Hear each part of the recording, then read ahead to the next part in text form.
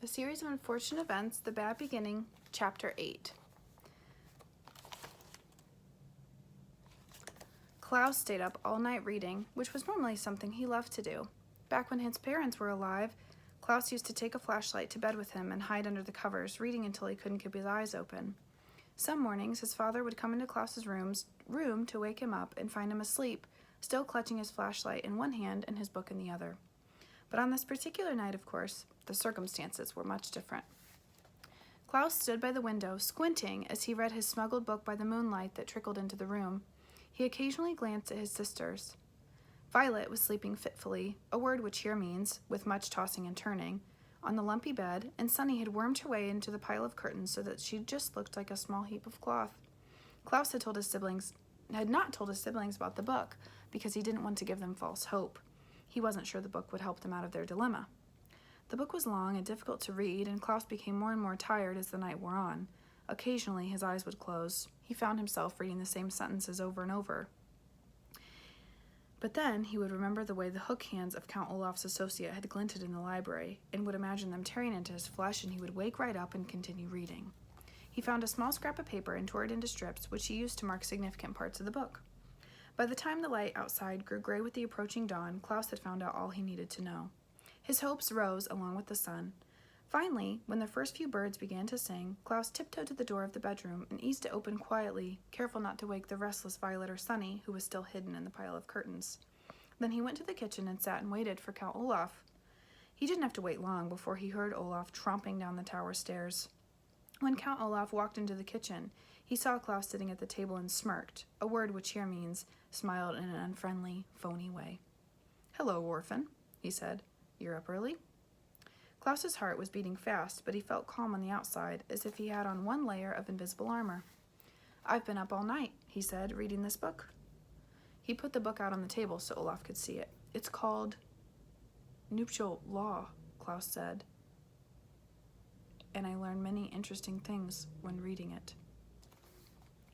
Count Olaf had taken out a bottle of milk to pour himself some breakfast, but when he saw the book, he stopped and sat down.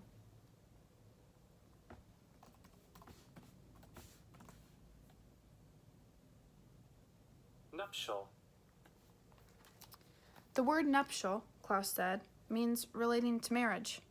"I know what the word means," Count Olaf growled. "Where did you get that book?"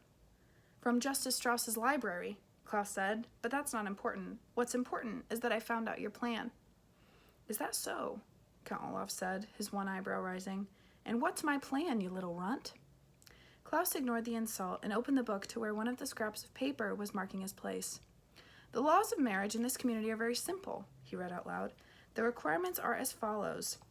The presence of a judge, the statement of 'I do' by both the bride and the groom, and a signing of an explanatory document in the bride's own hand." Klaus put down the book and pointed at Olaf. "If my sister says 'I do' and signs a piece of paper while Justice Strauss is in the room, then she is legally married. This play you're putting on shouldn't be called 'The Marvelous Marriage.' It should be called 'The Menacing Marriage.' You're not going to marry Violet figuratively. You're going to marry her literally. This play won't be pretend. It will be real and legally binding."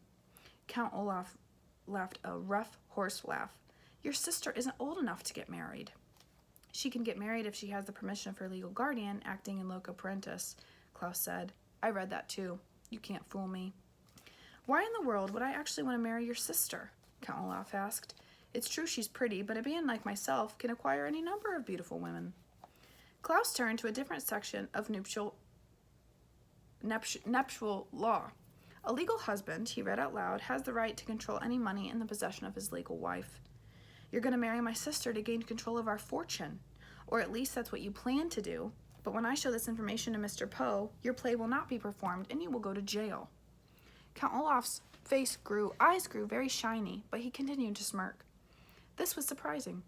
Klaus had guessed that once he announced what he knew, this dreadful man wouldn't have been very angry, even violent. After all, he'd had a furious outburst just because he'd wanted roast beef instead of puttana sauce. Surely he'd be even more outraged to have his plan discovered. But Olaf just sat there as calmly as if they were discussing the weather. "I guess you found me out," Olaf said simply. "I suppose you're right. I'll go to prison, and you and the other orphans will go free. Now why don't you run up to your room and wake your sisters? I'm sure they'll want to know all about your grand victory over my evil ways. Klaus looked closely at Olaf, who was continuing to smile as if he had just told a clever joke. Why wasn't he threatening Klaus in anger, or tearing his hair out in frustration, or running to pack his clothes and escape? This wasn't happening at all the way Klaus had pictured it. Well, I will go tell my sisters, he said, and walked back into the bedroom. Violet was still dozing on the bed, and Sunny was still hidden beneath the curtains. Klaus woke Violet up first.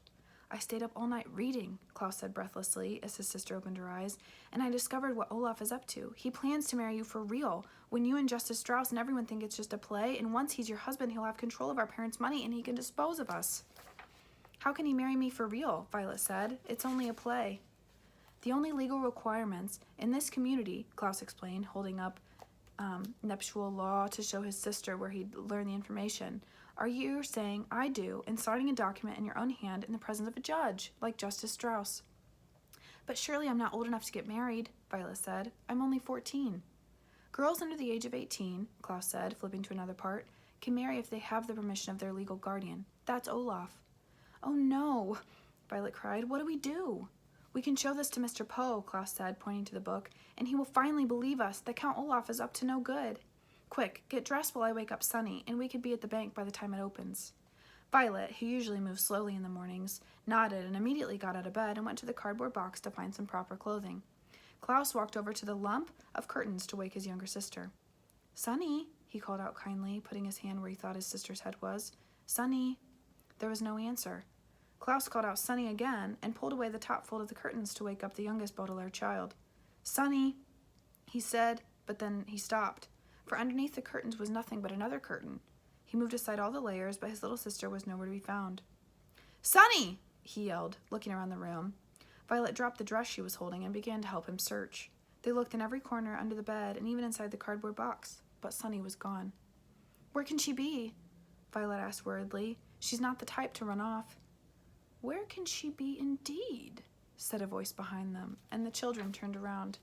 Count Olaf was standing in the doorway, watching Violet and Klaus as they searched the room.